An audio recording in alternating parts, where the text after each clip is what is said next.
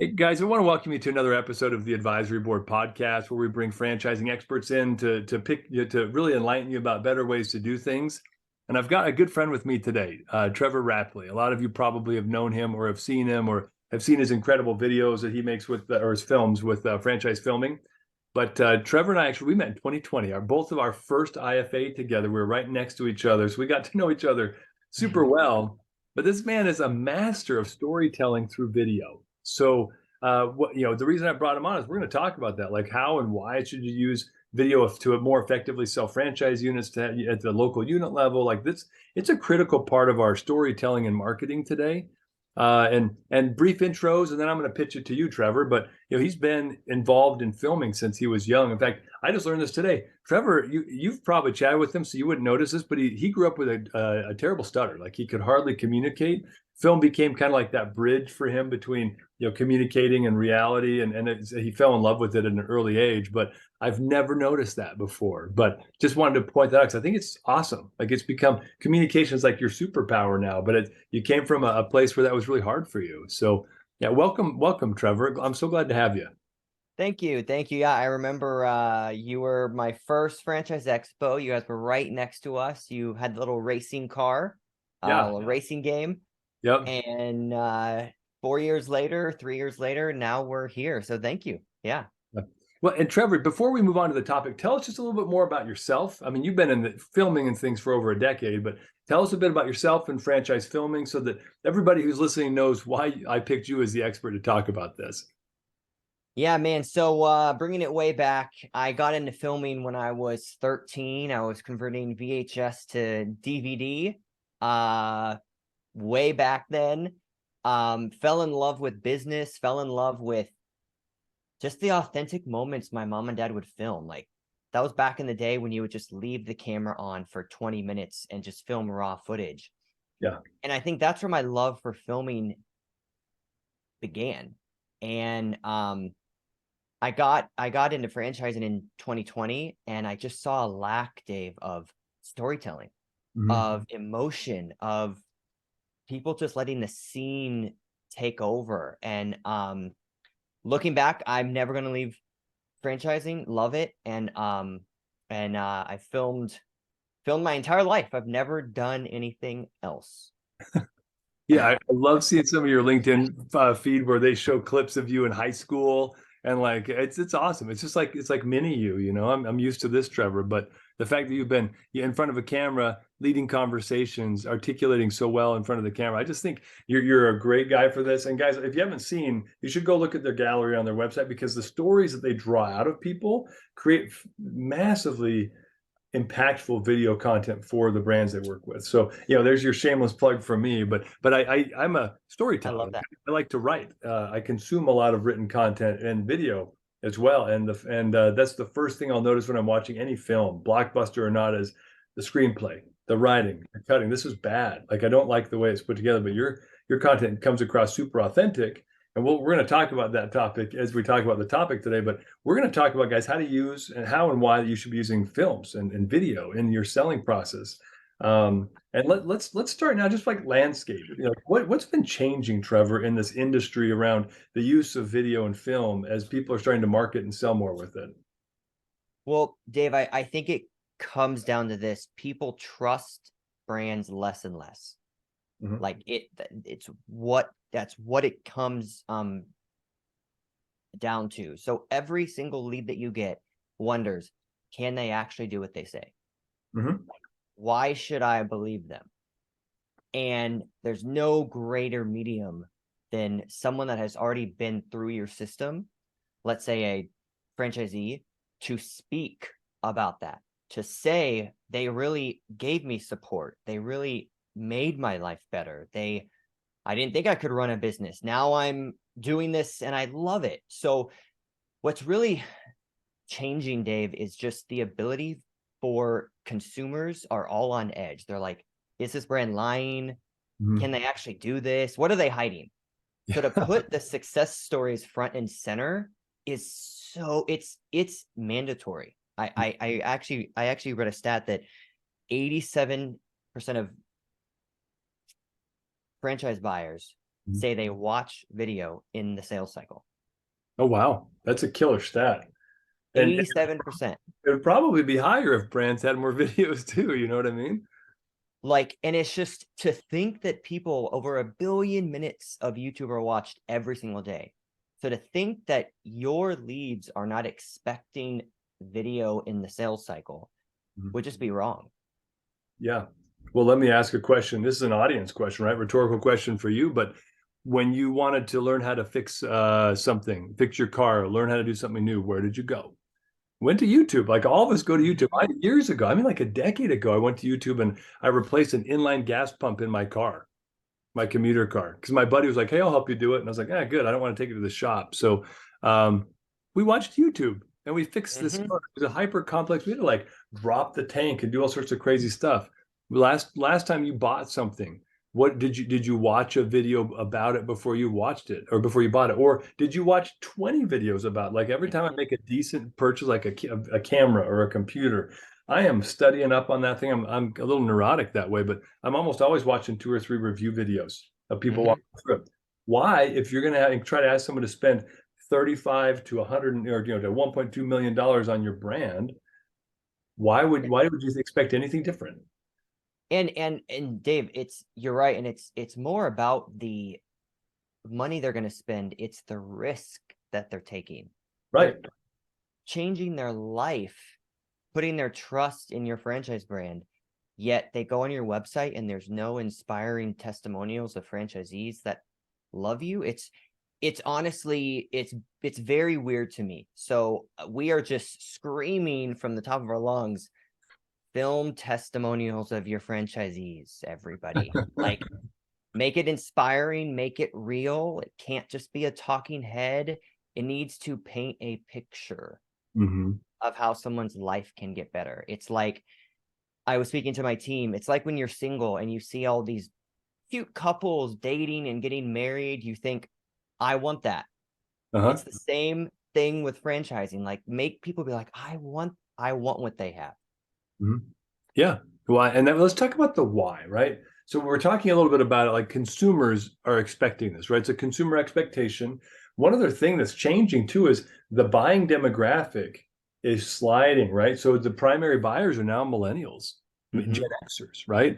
Gen Xers, we grew up in the world pre-internet, but grew up in the middle of it. So we're versed in it. But the millennials, they grew up only knowing the internet and web content and video content. So this group of buyers now that's becoming a prime target, and I even know franchise systems that are targeting Gen Zers now, Gen Y, Gen Z, hey, even younger than that. They're highly energetic and productive, and they're successful, good at following processes. Like, if you are serious about not recruiting somebody under the age of, if you want to recruit somebody under the age of 45, then this is actually a necessity now, because that's how these generations are engaging with content. They're swallowing TikTok, hook, line, and sinker, right? They love that. They're giving us market feedback that that's what they want. So let's talk a little bit more about like the how people should go about creating the content, right? Because I think there's no question. If you have any question in your mind, you should be using video, then put it to bed today, because you've got to. We use it all the time. If you ever get an email from me, it usually has a video in it, right? We, as a company, we are trying to figure out even how to improve that use of video with customer testimonials, because listening to me talk is not the same as listening to one of my very happy customers talk. So to your point, but go ahead, Trevor. Yeah. Going off that, yeah, it's I get asked a lot. So, are you saying we shouldn't make videos of our CEO and about our team? My answer is don't only do that, right? I think it's really important that people can kind of get a feel for the brand and for the team, right? I get on calls a lot. They're like, Trevor, I feel like I know you. It's because on the website, it has my story. It has the team story. It has me as a kid with a camera at age 13. It humanizes me. There's 37,000 people that film, right? But who's going to paint the picture? Who is going to really turn the camera on themselves? But going deeper into that, it's, Dave, are you ever going to talk bad about your brand? Never. No. I never will either. And the prospects know that too. So there needs to be other people talking about you over and over and over, so much that the page they scroll and it's like, dang, all these people said their life got better because of this brand or because of this franchisee. That is so important and needed. And I think the average sales cycle is to sell a franchise is like 8 to 14 months. And it's the companies that nurture those leads with effective, inspiring videos that really win in the end. Yeah, I agree. And let's talk about just fundamentals of selling, right? So this is now, my area of expertise, but every sell ultimately becomes emotional. It's emotionally driven and it's logically validated, right? That's just fundamental sales 101 stuff. If you didn't know that, congratulations, you now do. But there you go. What is the most powerful way to evoke emotion in somebody? It's not music. It's not a visual. Like I can show people 5-star reviews all day. Great. Everybody's got those. But that world's been turned a little upside down because consumers are more aware now that those can be manipulated. But when you've got a captive audience looking at a film, right? There's something that's emotionally charging about seeing human emotion and seeing their eyeballs and hearing their stories, right? Because it's not, if somebody's just like, I made $1 million last year. I made $20,000 a year before. That's not motivating. It's like, oh, that's cool, you made money, but how do you help draw out the story and create emotion with video? Trevor, what's the secret? Yeah, I mean, the secret is first realizing that you have to not script this. You can go in with a topic, right? But we need to let the emotional realness come out of the person that's on film. And Harvard said, I think the stat was 95% of us buy based on emotion, not on facts. So if you're always spinning facts and spinning stats and white pages or whatever those things are called, one pagers, it doesn't really hit. It's the people that inspire, that show inspiring people that really that like win. And Dave, the way that you can evoke emotion from that is you need to go into a film set and have 5 to 7 things that you want to ask. Don't tell them before what it's going to be. I don't care if they ask for it. We don't send it because they're going to practice in a mirror like this and look at, and then it becomes scripted. So you want to ask things. How did that make you feel when Dave brought in X amount of revenue? What did that do for your company? How did that feel when Neighborly was able to give you a franchise that allowed you to see your kids more? Oh my God, it was great. And what goes through your head when you're home and you see your girls with their backpacks running to you after school? It's that emotion, but where everyone gets it wrong, Dave, on the supplier side and on the Zor side, is they don't film that content of what they spoke about. So then you're not painting a picture, you're just looking at someone's face for 5 minutes talking about something. So how you can really paint a picture is, and I try to say this as nice as I can, it's going to take more resources and more time. It just is what it is. Like go to your franchisee's place of business and then go to their home, film them around the dinner table, capture that content. It's really painting a picture. Yeah. I think you kind of hit a nail on a head that gets overlooked a lot. Is it's easy to do talking head videos. We've done them. We've got them on our website, and they're good, right? There, you hear somebody who's authentically saying, "Hey, this technology changed my life." That helps. But if you were to say, "Hey, it changed my life, so I could coach my son's high school football team," and then you show B-roll of him coaching a high school football team, that becomes all of a sudden emotionally real for me. And like I would probably tear up at that because I was a high school baseball coach. Like I would identify with that. And what you're trying to do with this video is create context that's authentic that they can identify with. Because who that has kids doesn't want to spend more time with them? Yeah, and sorry, just like to say, because you painted a great picture with that, Dave. This is where everyone gets it wrong, is they don't schedule out the day. Our average filming day is 3 pages. When to arrive, when to leave.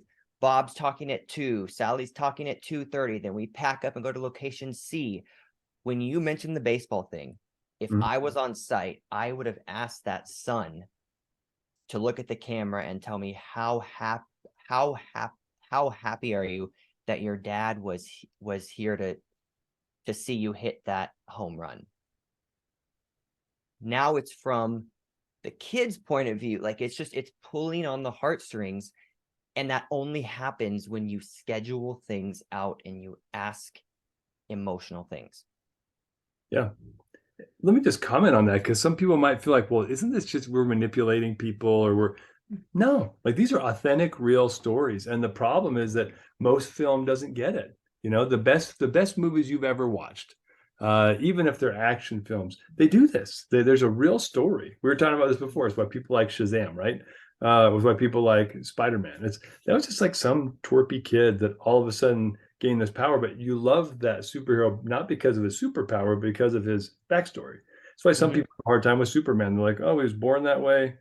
Cool. He's got mommy and daddy issues a little, but that's all he had to emotionally connect with. And you're creating this broad range of things people can identify with, which helps them feel more authentic as they're watching your films. And it comes down to, it doesn't really matter what we think about something. Is what does the market say? What does the market want?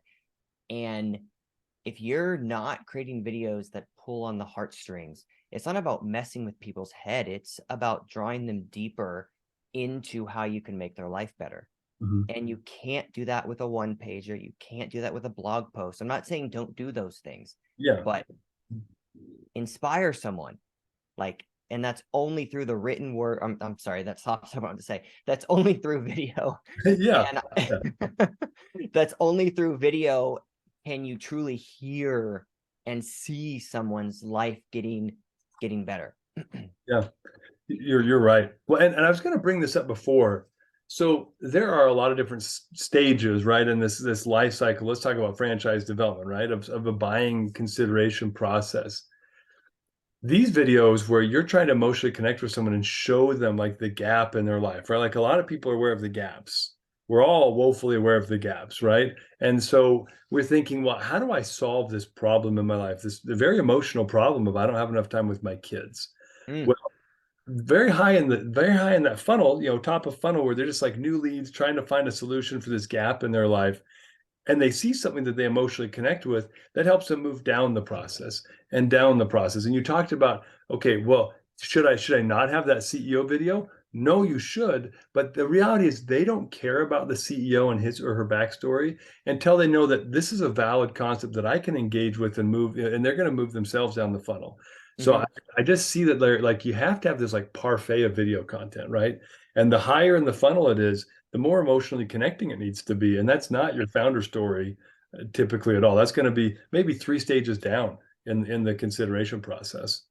Yeah, and it's the top of the funnel needs to be showing them people where they are. So if you're showing if you send a video to a lead that wants to become a franchisee, what's going to hit better in their mind?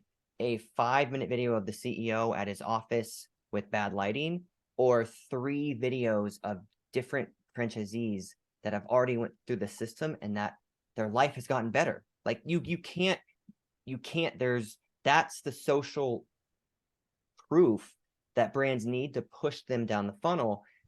Speaking from experience here, I remember in 2021, Dave, we were screaming from the top of the lungs, you need testimonials, and you need testimonials of the people that love you. Someone asked me, they go, Trevor, so where are your testimonials? And I started laughing. I was like, I have no idea. I have no idea how to honestly answer that. They were absolutely right. Like, now, all we do is film the franchisors that have been through our system. And it's like, hey, you don't have to listen to me. Like, let's listen to these 12 Zors that were in your exact spot last year. Yeah. Yeah, and you know, to a certain extent, we do the same thing. We're a little guilty. It's why we're in the middle of looking at this right now, right? Of how do we provide more social proof? Because you know, online reviews are great. We've got tons of those. We don't even ask for a lot of them, and we get tons of those. And I looked the other day and saw that we were like the top rated platform for franchise Love that. technology. I like all these platforms, like, oh, that's awesome. What good social proof? But we don't leverage it enough, you know. So you don't want to be that brand where people are like, I've never heard of you before, or Hmm. I didn't know you guys were a thing. Like, you know, that's part of marketing and salesmanship, right? Is getting in front of people that way. But when they do find you, they should feel like they know you before they Hmm. ever talk to you, right? Like to your point earlier. Hmm. Yeah, it's they need to know that at least there's other people that have been through what they're going through. Mhm. Like that's literally what it comes down to. Just I'm in this place. Has there been anyone else that's been in this place? Kind of before and after. Mhm. Yeah. Yeah, I love it. Well, let's talk about the story, right? Because what you're describing now is like, how do I tell the right story through the video? You mentioned that, like, kind of in passing, a couple of components that are critical to a successful video. Because whether or not you work with my friend Trevor or not, you know, like, there's still like a formula you should be following that's going to create successful videos. And if you don't follow it, they just won't be as good. So, do you mind, like, let's break it down a little bit and talk about Yeah. storytelling and how that should play the leading role in any film production you do to promote your brand? So the number one thing that I see franchisors and brands um getting wrong is they only film at HQ. It's that simple. They're only filming at HQ. What that means is that you're only filming the leadership, you're only filming the staff. How you can really unwind the story is if now you go to the location of the franchisee, right? I'm a big fan, Dave. Minimum 2 spots to film at. And I'm not sure if I'm answering this right. I just realized I veered off. No, Okay. you're doing great. Like, Okay. let's recap for a second. Yeah. One, HQ footage has limited value, right? Like, you can tell a story, you can use that office, you can change the cuts, you can change the camera angles, right? But you're still in the same setting, in the same office. And there's nothing emotionally connecting about someone sitting in a manicured office with Hmm. cubicles or a boardroom. There's nothing emotionally connecting about that, but it's important, right? You can pull out story from there. That's setting number one. But you're saying there should always be at least 2 settings in a video. Do you mind, like, let's break why? Why is Yeah. that? Dave, so I'm going to use you as a thing, right? So let's say we did it. We went to your office, right? We filmed your team. We filmed your story. We filmed like everything. What I would literally do is say, hey, Dave, let's have a mini golf day. Let's go to the park and like have a picnic. Let's film the culture stuff. Dave's such a great guy. Look at him. Just like it's that second location that you can really wind in the footage. So now it's not just people walking down a hallway. So I feel like some people say that I say never film at the office. That's not what I'm saying. That I'm saying that's only a third of the story. Yeah. So if you do a third of the work, you're only gonna get a third of the story, and you're just gonna be going in circles. Yeah. And so for the franchisee side, I mean, we just did one where we filmed him at his office, Mhm. filmed his 10 staff walking down epic shots, and then we went to his house and we scheduled it months in months in advance. Yeah. And we got content of his team and his family and his daughters Mhm. hanging in the backyard, jumping in the pool. Like that's the stuff that no one's getting because they don't want to schedule it. And the scheduling is what really makes the filming day. Like on average, it takes us 59 hours between scheduling and filming. That's before we even edit it. Mhm. Wow. Like 59 hours just between the filming day and the pre-scheduling. That's monthly calls. That's scheduling. This is what it takes to tell the right story. Yeah. Yeah. Otherwise, they'd have Hollywood blockbuster hits every month, right? And everything would be a wild success. And We wouldn't have Sundance film festivals and cons film, like nobody would be going to these things, right? Because but it's the storytelling that's masterful that takes weeks of preparation. I love that you're talking about that. And the multi settings, that's where it's all about showing the story, not telling the story, right? It's showing it, and the showing means it's going to take more time and resources, but it just is what it is. No matter if you, it just, I don't know how else to say it other than that. It just is what it is. You need to show what they're selling. So especially on the recruitment side, if you want to make a recruitment video, you're Yeah. really going to only talk to the leadership team about that. Like, you don't want to go on site to your smoothie shop and film them smiling with smoothies and then take them out to mini golf that same night. Now you're literally going to have the best recruitment video ever. Like us, Dave, we've been using the same one for 2 years. We probably have to update it. We were dancing in the parking lot, like, as a team. And that simple 1 hour filming of us just being fun, I still get DMs saying, I want to work for you. You guys seem so fun. I'm like, who is this? I didn't even, we aren't hiring right now, but Yeah. this is great.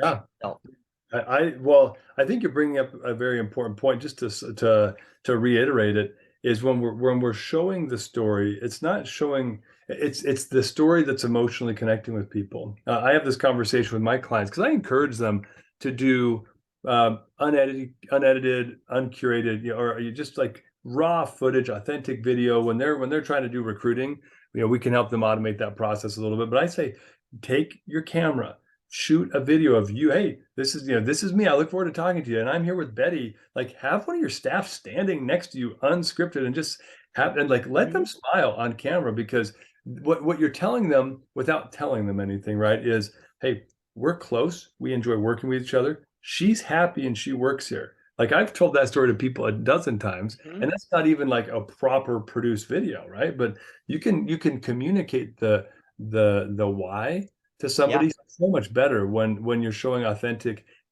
video. And you can't show how happy Bob is with his family when he's sitting in the office.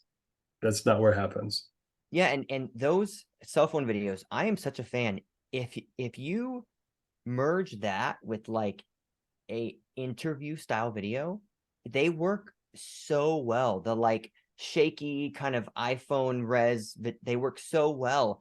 And I mean, Dave, some of my most viewed videos online is me with my cell phone at like a show saying, hey, I'm here with Marcy. Marcy, how was it, working with us? But I make sure it's not a 5-minute video. So if you do that, people listening, just make sure you understand that the 3.5-minute raw video of your camera shaking, no one's going to probably watch that. I would 60 seconds, 90 seconds, and just make it authentic. Yeah. And you just did something naturally right there I want to highlight. So you notice when Trevor was holding out his imaginary camera to do an imaginary video there, he twisted like this when he was doing it. There's actually a reason behind that. Do you want to explain that to people as you're creating GIFs or animated shorts or things of your video? Why do you do things like subtle but deliberate motion with your camera if you're going to do like a self-film video? So the movement, I mean, the way we film, Dave, we're rarely locked off on a tripod. Like, we will do it, but if someone's walking down the hallway or the girls are running to their father who just became a new franchisee, we're on like a gimbal. Oops, as I almost tripped, and I hope that you would have kept that in the video. I wish I would have fallen. That would have been really funny. So it's just having movement. It makes it more enticing to watch, right? Like, I'll actually pull this off. Imagine, I mean, if this was this and I was going like, that's not gonna work, so we're gonna act like never mind, forgot my green screen was on. That just illustrated the point though. Trevor disappeared. Now he's back, right? It's just it's okay. I mean, the way it's okay to have some like motion. I was at a franchise show. I don't know the brand name, they did a cell phone video and it was like 10 minutes long and it was just one shot. And I was like, they would have been better if they did 10 individual videos at 60 seconds on their cell phone and then posted each of them each week for the next 2 months. Right. So, and Dave, the first 3 seconds are so valuable. One of my biggest tips is don't put your logo in the first 3 seconds. Have a testimonial, have a best moment. My life changed because of fast signs. Yeah. Franchise filming helped us triple our leads to our and then start the logo. So people's attention spans are getting shorter, but we all know that. Yeah.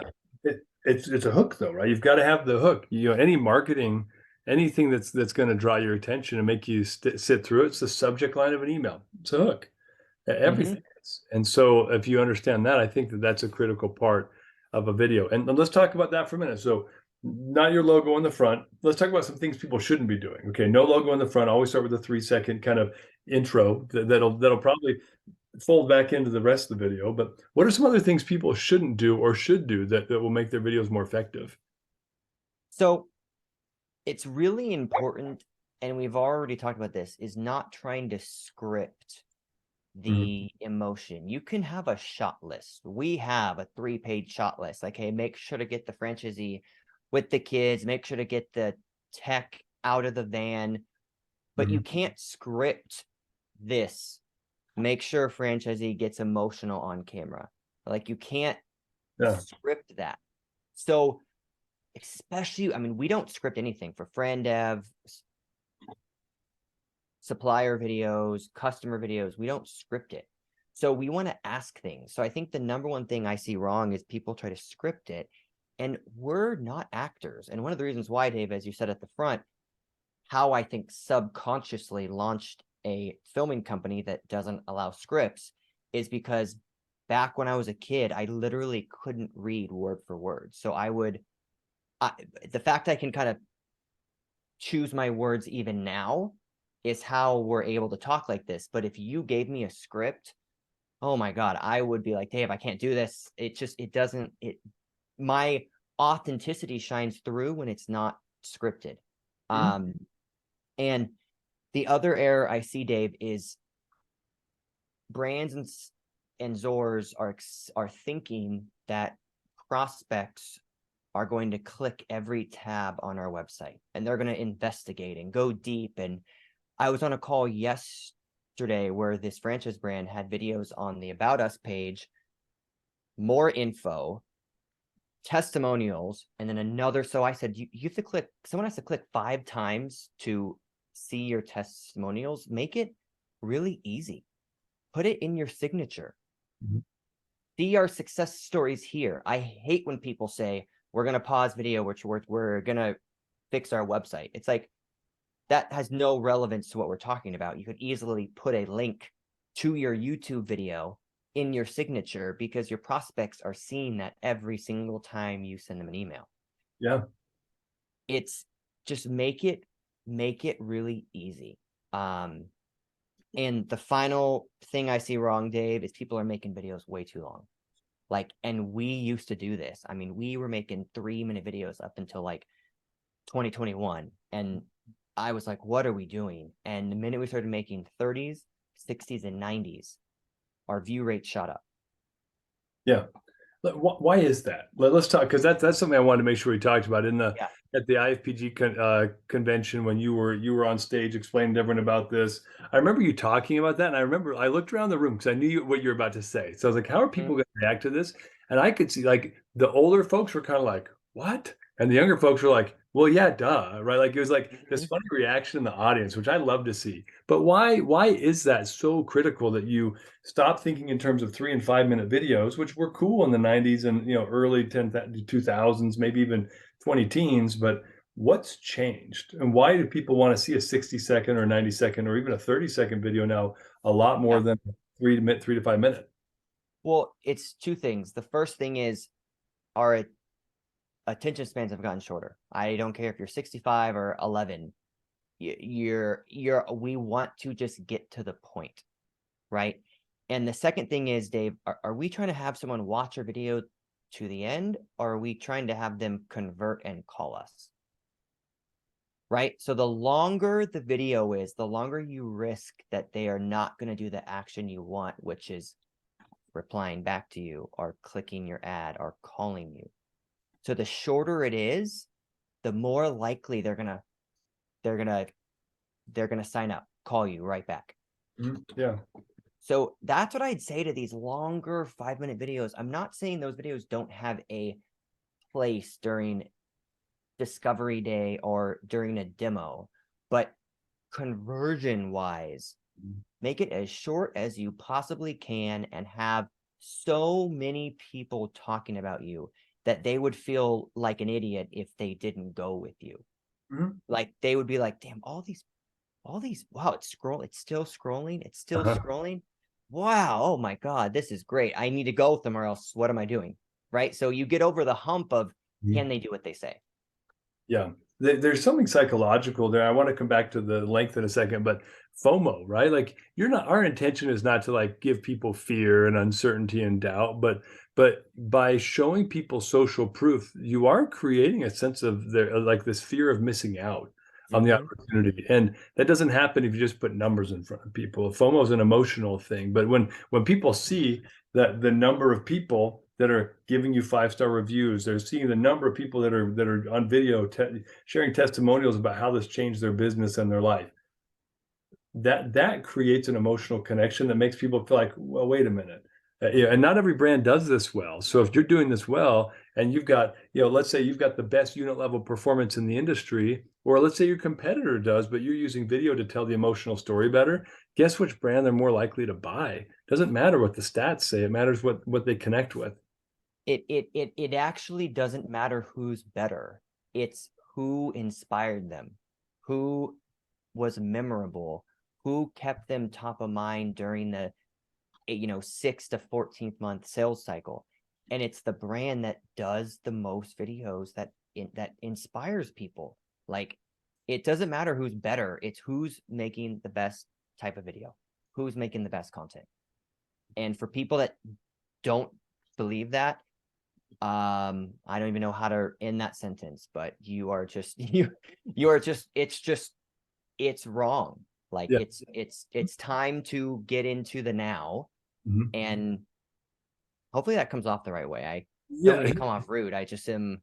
Yeah, well, you're missing the boat. It's just like somebody who told a guy tell me the other day, like, well, I don't think I need to automate my lead follow-up process. I don't need to use texting. Who's texting anymore? And I was like, dude, are you joking? Like, where have you been the last decade? Doesn't texting have a 98% open rate? Yeah, within 90% of all texts are opened in 2 minutes, right? Like it's insane versus like 20% of all emails that are opened in all time, right? It's just nuts. And Dave, if that guy misses the boat, there's a classic saying, marketers ruin everything.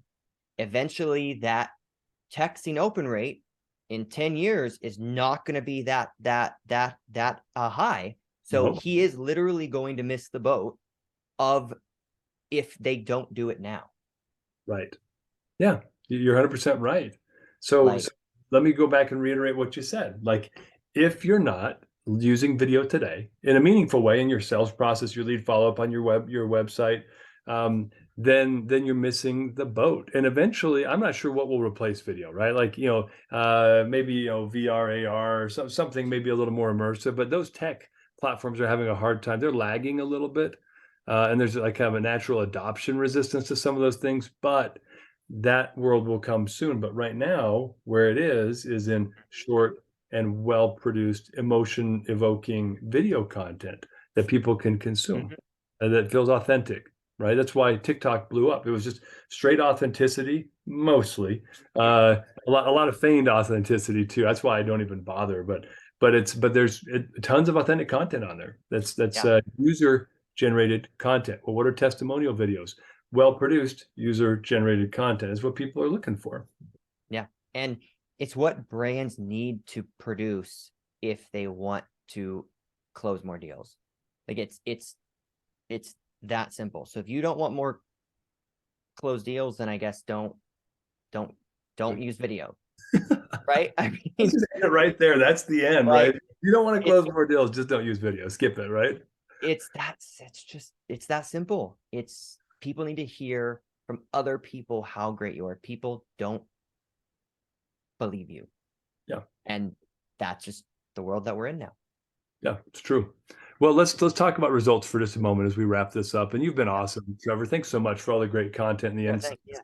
But what kind of results have you seen with people that have deployed effective video content? So I'm proud to say I can give exact brand names too. So Batteries Plus, when they started to use our films, they they shortened their sales cycle by 50%. Handyman Connection tripled their leads at Discovery Day. Okay. And one more that I can't think of that I should have. Sorry, my dog is in the back just making noise. So it's I mean, the stats speak for themselves. Like having a video on your landing page will increase your leads by 300%. Having a video in your email campaign will increase the CTR by 3 times. More clicks, more conversions. It's just, have anyone Google the stats, why should brands have video, and just let the articles work for it. Oh yeah, I'm with you. I wanted you to tell the story rather than me, but I print that all the time. Emails, triple your engagement. Wow. It costs you nothing, especially if it's user generated. You're producing your own unique, authentic content. But I want to go back to these 2 examples you gave, because Batteries Plus, shortening a sales cycle by 50%. If you're not good at math, and I'll save you the math, that means you're closing twice as many deals in a year's time. Huh, that's interesting. All right. And then unless of course your volume drops as you're shortening but I doubt that was the case. Yeah. If you're tripling the number of people that show up to your discovery days, general statistics that I hear, about 85 to 95% of everyone who shows up to discovery days buys. If they're showing up, they've already made it past that decision. They just want to do a culture check, and you're doing a culture check, right? So essentially you could almost say, you can't say it flat across, but they almost tripled their sales if that's the case using video. That's incredible. Yeah, and my final thought about that, Dave, is that's also an example of a video you should have in the buyer funnel. As someone gets further and further down, have a video of somebody going, "Hey, we can't wait to have you at Discovery Day. You're gonna love to be part of your family." Then have a couple of franchisees are like, "I was scared to go to Discovery Day, but I was sold the second I came in." So it's just having different types of content to where the prospect buyer is in the funnel. They're just going to close more deals. Like it's that simple. Yeah. Yeah, I love it. Well, let's end on that note. You're just going to close more deals if you use video effectively. Trevor, if somebody wanted to reach out to you because they wanted to get a consultation with you, learn more about how you could help them get more videos, what to help them sell more, right? Close more deals. How would they get in touch with you? Yeah, it's just Trevor, Trevor at franchisefilming.com or franchisefilming.com. Somehow that name was not taken, so I snatched that name up. So franchisefilming.com. Yeah, awesome. And I know you're very active on LinkedIn as well, guys. He's got a lot of great content, authentic content, just good coaching about life or video, filming, whatever. I love when I see you in my feed, Trevor. So thanks for providing such good and insightful information to an industry that definitely needs it. We appreciate you. Appreciate it, Dave.